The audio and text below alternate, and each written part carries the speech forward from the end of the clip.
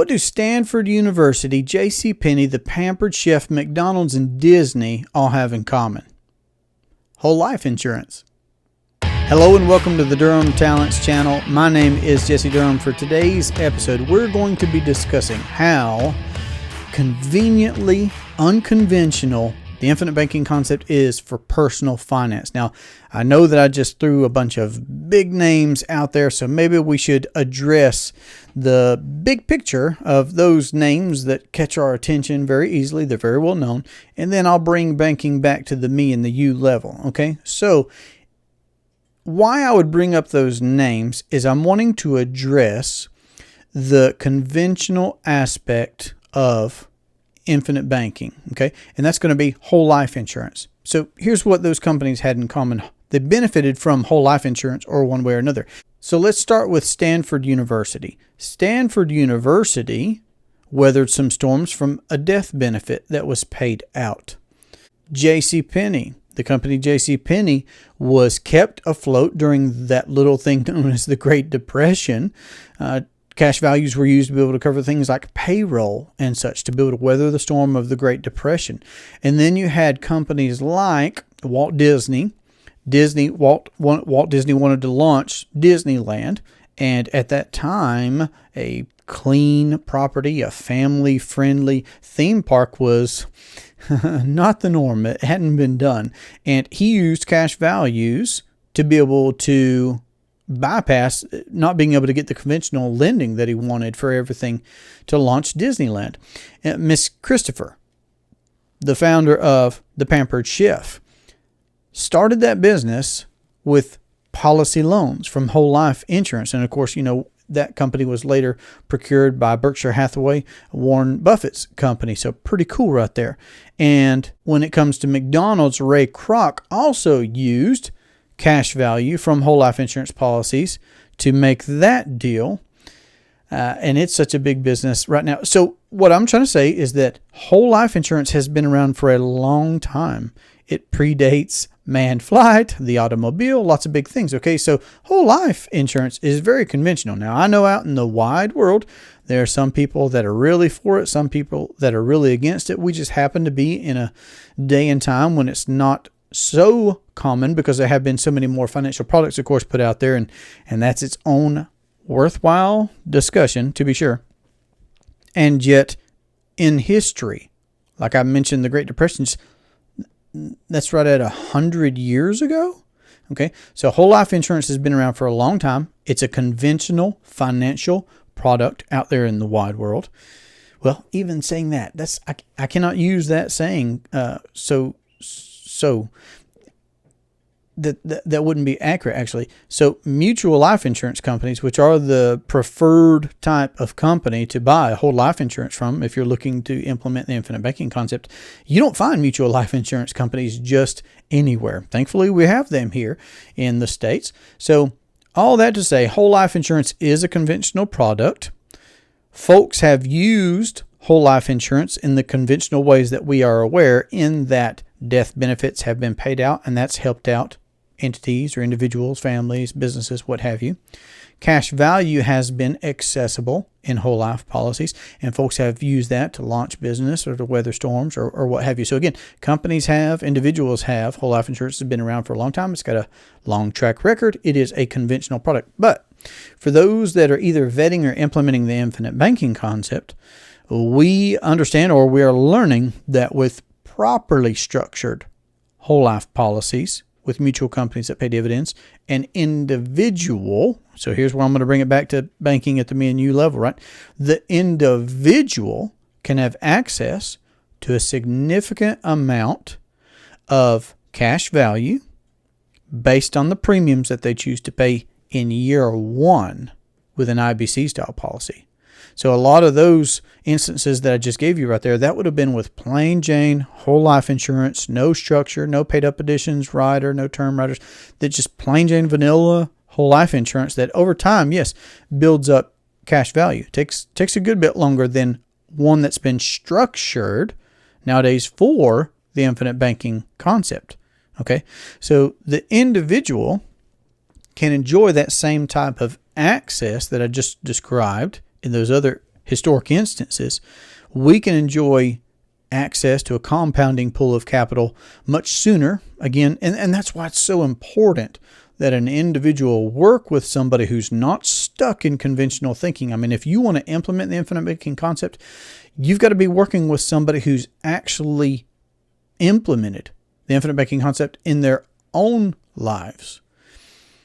And someone that can hopefully mentor you and speed up your learning curve and be an encourager in this unconventional approach to personal finance. So I can't remember when it struck me, but it struck me at some point here recently that whole life insurance is a conventional product. It's very convenient. You could go to a box store agent in a box store and say, I want whole life insurance. Now, what does that look like traditionally? Traditionally, that looks like you're trying to pay as little premium as possible to get as big of a death benefit as you can, right?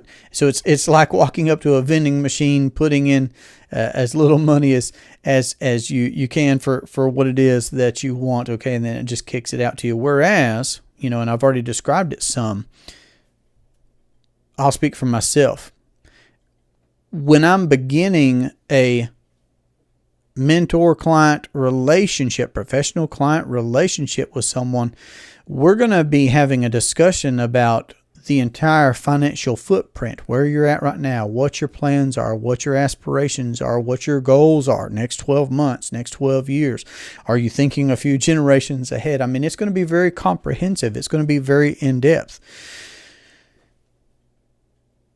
The policy or policies are going to need to be built and structured for your purposes, you as an individual. And that's just not something that, of course, that you can get from a box store agent at a box store. No disparagement there.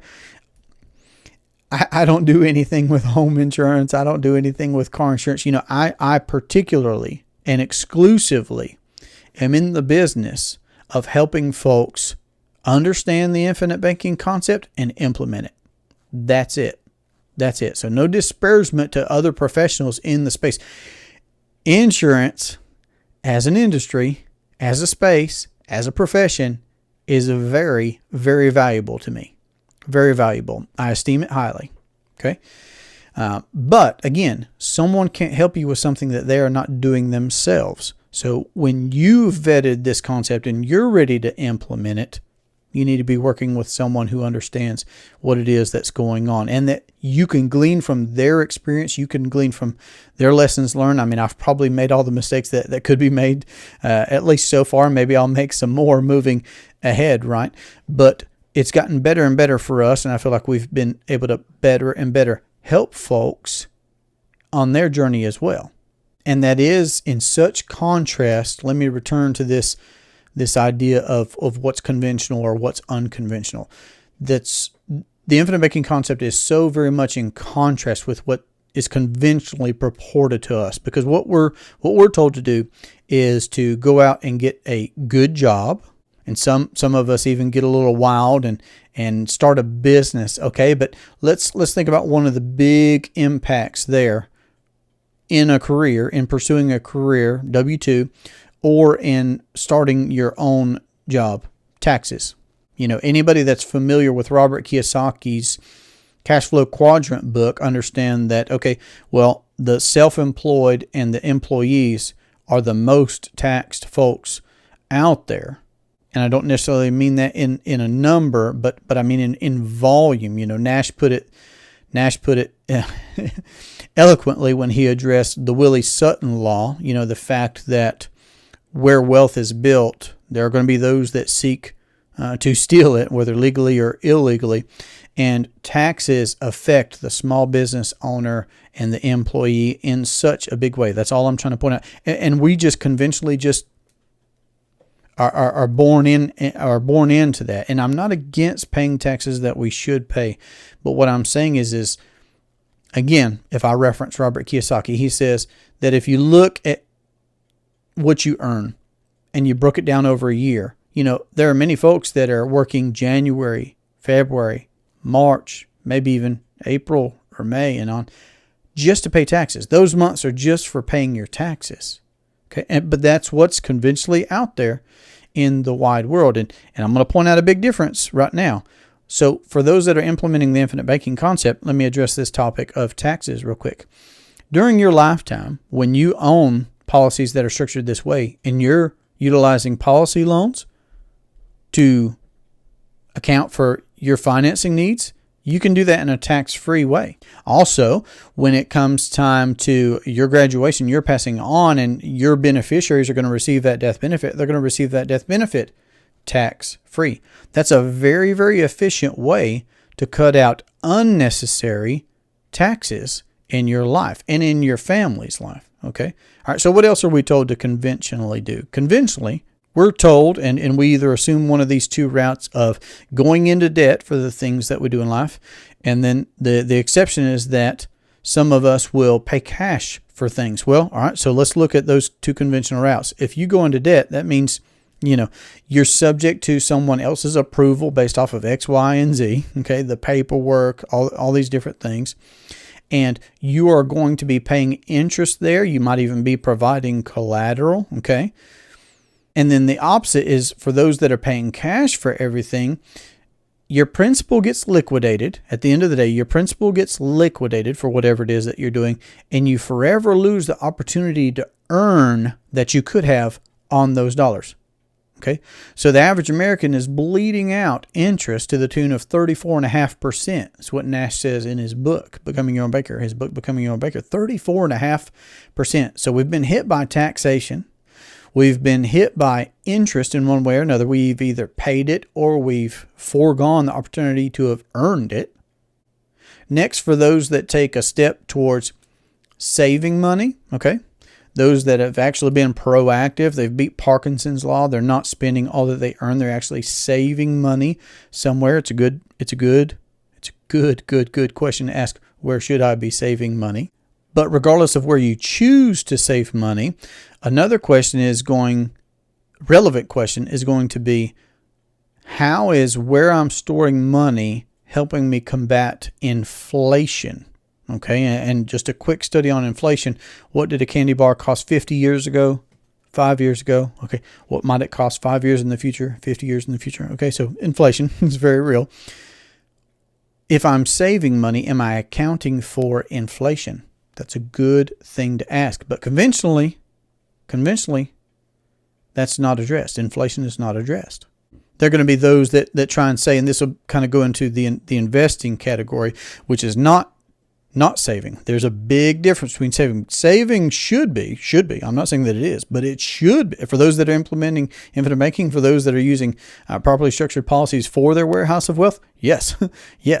You can have compound growth uninterrupted for your whole lifetime without putting it at risk. But saving is very different than investing. If you're saving money, it should not be at risk. If you're investing money, it is at risk. And that brings me to thinking about these 401ks, IRAs, SEPs, 503Bs, 529 plans, all these different government qualified plans and ideas where we're told to put our money there for the next 10, 20, 30, 40 years, not touch it. It is at risk.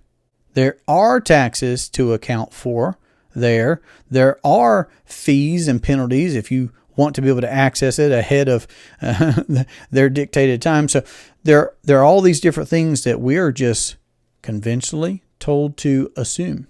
And the list continues, right? We're told to buy term and invest the difference. We're told to retire at such and such age.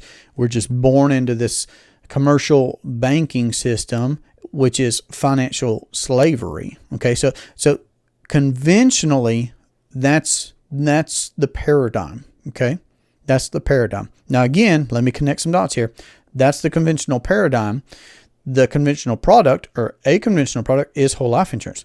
When that whole life insurance is properly structured for the banking purpose with a mutual company that pays a dividend, you can then implement the process of becoming your own banker, which is very unconventional. And here's a thought that I had when on this subject, because we live in a day and a time where individuals and groups like the SEALs and special forces have been brought more to light, and you can find out a lot more about the historical context of conventional versus unconventional warfare, for example. So instead of the World War I scenario of you stand here or I stand here, or think about, the American Revolution, the British in their red coats marching in file, and you stand here and we'll stand here and we're just going to shoot at each other, this war of attrition. It doesn't have to be that way. And this unconventional warfare that we see in more modern times, we can also see that it has been very effective. So even though becoming your own banker is unconventional, it's so very effective. It's not you assuming, like we already mentioned, unnecessary taxation. It's not you avoiding that inflation is real. You are accounting for it. You're taking depreciating dollars today and funding an appreciating asset, self-collateralizing, uninterrupted compounding, appreciating asset, wherein you do have access to that compounding pool of capital for your whole life. You're not bleeding out the same interest dollars as the average American, because now you're recapturing interest dollars that otherwise would have gone to somebody else. So it's beautifully unconventional, the process of becoming your own banker. So let me tie these back together. You're changing the paradigm by using a conventional product in an unconventional process. We're not told at home and school and work and anywhere else to be our own banker. That's not happening. We were born into this commercial banking system where they're just printing up bills and they're just fabricating numbers, whereas we are reacquiring the banking function in our lives. So that means we are reacquiring the control of that function, and we're reacquiring the profitability of that function. And that makes this very, very unconventional. It makes this very, very different. And here's the reality. If you're vetting this idea of becoming your own banker, I'll go ahead and tell you now so that you're aware, in case you've never heard this. It is much harder to unlearn something that we thought was true than it is to even learn something brand new. It's hard to unlearn. Nash would call it the noise, all this noise, and some of which I've already mentioned, like work 40 years and then retire based on a nest egg and based on hopes and wishes instead of guarantees, like you could experience with whole life insurance. We are told to buy term and invest the difference. We're told so many things that are just noise. So I'm encouraging you, and I'm thankful, and I can appreciate that you're even listening to information like this that is so different from what the masses are doing. But think about this. Think about, okay, if we do what the masses are told to do, we'll probably end up like the masses. Okay? Well, are most people wealthy? No. So it makes sense to do something that the masses are not in that context. I mean, the traditional approach to life insurance, again, pay as little as you can, whereas here, we're trying to pay as much premium as we possibly can into these policies that we own and control and that we utilize for what it is that we are doing in life.